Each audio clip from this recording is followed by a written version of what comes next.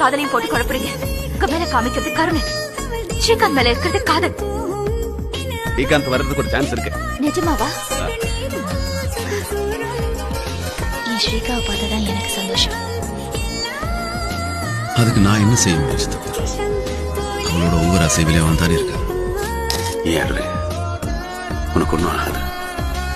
என் லைஃப்ல நான் யாருக்காகவும் எதுக்காகவும் இது வரைக்கும் பிரார்த்தனை பண்ணதே இல்லை. ஆனா உனக்காக வேண்டிக்கிறேன்.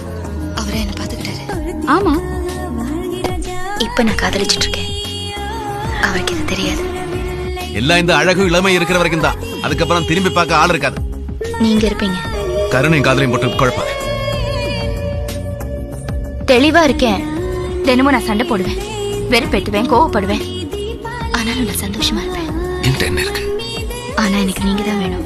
வாழ்க்கையில சில கேள்விகளுக்கு சீக்கிரமா பதில் கிடைக்கிறது இல்லை.